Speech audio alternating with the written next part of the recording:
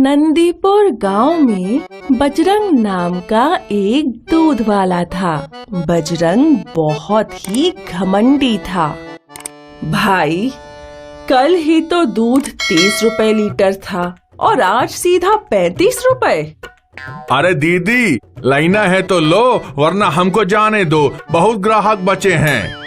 ठीक है, दे दो।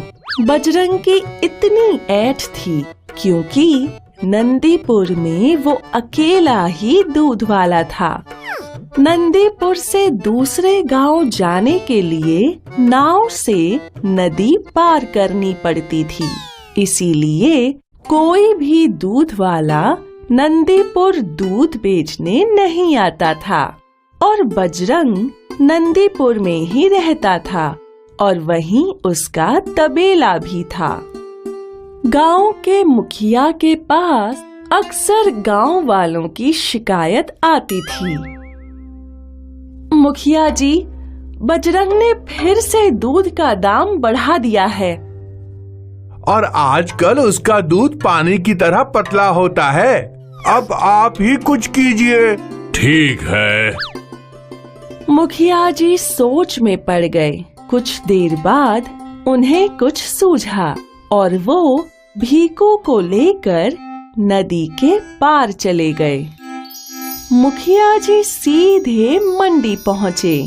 भीखू, यहाँ अच्छी अच्छी गाय हैं, चलो इनका दाम पता करते हैं। ठीक है। अरे भाई, ये काली वाली गाय कितने की है? सिर्फ 1000 रुपए की है। और ये सफेद वाली? वो भी 1000 रुपए की है। ये गाय कितना लीटर दूध देती है? दिन भर में 30 लीटर। भीखू, बजरंग के पास कितनी गाय हैं? 3 गाय हैं। मतलब उसे एक दिन में 90 लीटर दूध मिलता है।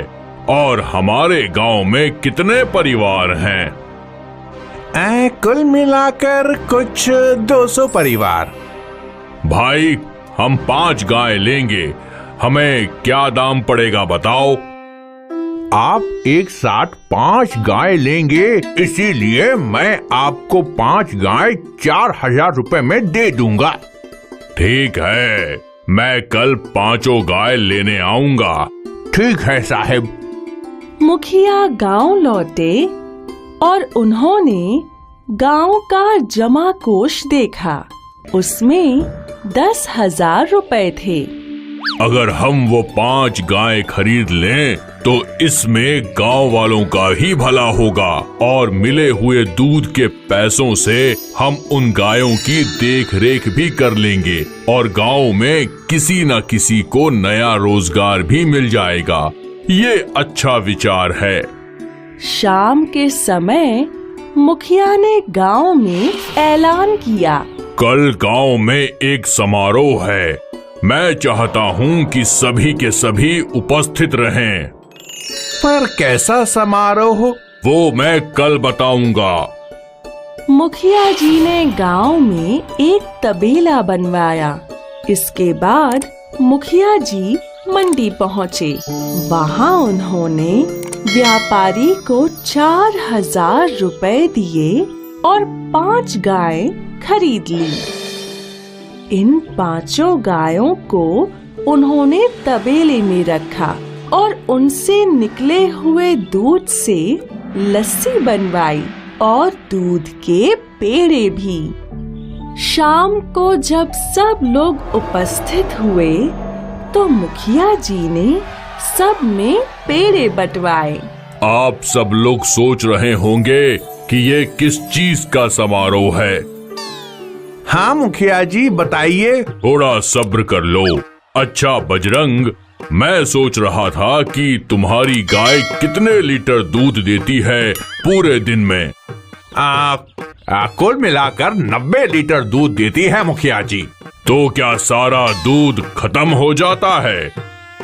भगवान की कृपा से सब खत्म हो जाता है। 30 लीटर हलवाई ले जाता है, 10 लीटर स्कूल चला जाता है 5 लीटर वकील जी यहाँ और 5 लीटर आपके घर, और बाकी जो बचता है वो यहाँ वहाँ छुट्टे में बिक जाता है। मतलब तुम 50 लीटर ऐसे ही बेच देते हो और बचे 40 लीटर में पूरे गांव के परिवार वालों को दूध देते हो। भाई ये गणित मुझे कुछ समझ नहीं आई, इसलिए शायद तुम्हारा दूध इतना पतला है, तुम आधा पानी मिलाते हो। बजरंग का भांडा फूट गया। गांव वालों का बढ़ता आक्रोश देखकर बजरंग वहां से भाग गया। लेकिन अब हमें दूध कौन देगा? मैंने इसका भी इंतजाम कर लिया है। अब से हमारे गांव का खुद का तबेला होगा। हमने गांव वालों के लिए 5 गाय खरीदी हैं, जो रोज 150 लीटर दूध देंगी।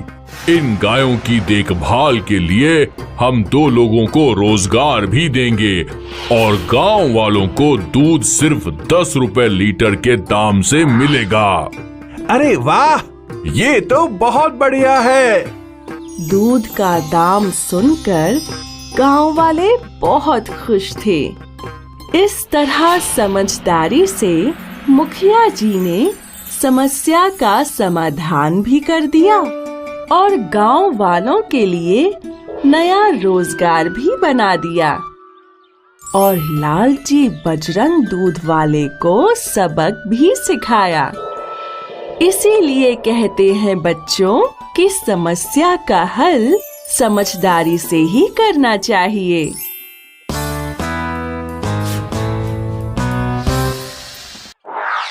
एक गांव में लीला नाम की एक दूध वाली थी।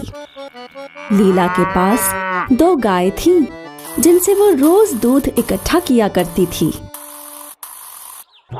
दूध इकट्ठा करने के बाद वो गांव-गांव जाकर दूध बेचा करती थी।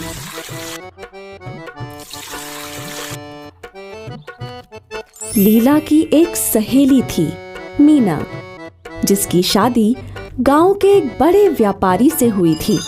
लीला जब भी उस गांव जाती तो वो अपनी सहेली के घर जरूर जाती गप्पे लड़ाने। एक दिन लीला अपनी सहेली से मिलने गई। मीना, मीना, आई लीला। क्या बात है, आज बहुत सज सवर के घूम रही हो? अरे, आज मेरे पति के कुछ मित्र हमारे घर आने वाले हैं। अच्छा, और ये नया हार? हाँ, ये उन्होंने कल ही भेज दिया। अच्छा है ना? हाँ, बहुत अच्छा है। कितने का होगा? यही कुछ 1000-2000 का। 1000-2000? बाप रे, मैं तो सपने में भी नहीं सोच सकती। बुद्धू, इतनी बड़ी रकम नहीं है। जब तेरी शादी होगी तो तेरा पति भी तुझे हार तोहफे में देगा। लीला हार का दाम सुनकर सोच में पड़ गई। लीला मीना के घर से निकली। रास्ते भर लीला उसी हार के बारे में सोच रही थी। क्या कभी मेरे पास भी मीना जैसा हार होगा? उसकी शादी तो एक अमीर व्यापारी से हुई है, जो उसे महंगे महंगे हार उपहार में दे सकता है। पर मेरा क्या? अगर मेरी शादी किसी गरीब से हुई तो? क्यों ना मैं ही खुद पैसे इकट्ठा करके वैसा हार लूं? लेकिन मेरे पास पैसे बचते ही कहाँ हैं? लीला ऐसा सोचते सोचते चल ही रही थी कि उसका ध्यान नदी के किनारे दूध में मिलावट कर रहे नत्थू दूध वाले पर गया। ये तो खुलेआम मिलावट कर रहा है। इसके पास 2-2 घर भी हैं। शायद मुझे भी इसी की तरह दूध में पानी मिलाकर बेचना चाहिए। इससे मुझे बहुत सारे पैसे मिल जाएंगे। ऐसा सोच लीला बहुत खुश थी। अगले दिन लीला ने रोज की तरह गायों से दूध इकट्ठा किया और फिर उसने उसमें आधा पानी मिलाया। लीला ये दूध लेकर गांव गई। उसने ये दूध गांव वालों को बेचा और अब उसके पास दुगने पैसे थे। अरे वाह, आज तो मैंने दुगने पैसे कमाए हैं। अगर ऐसा ही चलता रहा तो मैं जल्दी हार खरीद पाऊंगी। लीला फिर रोज दूध में पानी मिलाने लगी और बेचने लगी। वो बहुत खुश थी क्योंकि अब वो ज्यादा पैसे कमा रही थी। एक दिन की बात है, लीला नदी के तट पर बैठकर अपने कमाए हुए पैसे गिन रही थी। 201, 202, 203। अरे वाह, मेरे पास तो 200 से ज्यादा पैसे हैं, वो भी एक महीने में। इसका मतलब और 5 महीने में मैं वो हार खरीद पाऊंगी। लीला बहुत खुश थी। उसने नदी के किनारे आराम करने की सोची। जब लीला नदी के किनारे सो रही थी, तभी वहां एक बंदर आया और उसने लीला की पैसे की पोटली उठा ली। लीला की आंख खुल गई। मेरे पैसे वापस दो। बंदर ने वो पोटली पानी में फेंक दी। फिर लीला फूट फूट कर रोने लगी। अरे मेरे पैसे, मुझे मेरे पैसे वापस दे दो। कोई मुझे मेरे पैसे वापस दे दो। तभी वहां जल देवता प्रकट हुए। क्या हुआ लीला? मेरे पैसों की पोटली नदी में गिर गई। तुम्हारे पैसे? हाँ, मेरी मेहनत के पैसे। क्या तुमने सच में मेहनत की थी? मैंने उस हार के लिए। वो तुम्हारे मेहनत के पैसे नहीं थे, इसलिए वो तुम्हें नहीं मिलेंगे। तुमने दूध में मिलावट करके दूसरों को ठग के वो पैसे कमाए थे। वो पाप की कमाई थी। मैं समझ गई देव, मुझे माफ कर दीजिए। अब मैं कभी भी धोखेबाजी से पैसे नहीं कमाऊंगी। लीला को अपनी गलती समझ में आ गई और उससे ये भी सीख मिली कि लालच करके बेईमानी से कोई भी अच्छी चीज प्राप्त नहीं होती। हाय, मैं हूँ शाइनी। अगर आप मुझे ऐसे ही देखना चाहते हैं तो इस वीडियो को जरूर शेयर करें और हाँ, इस चैनल को भी सब्सक्राइब करना ना भूलें।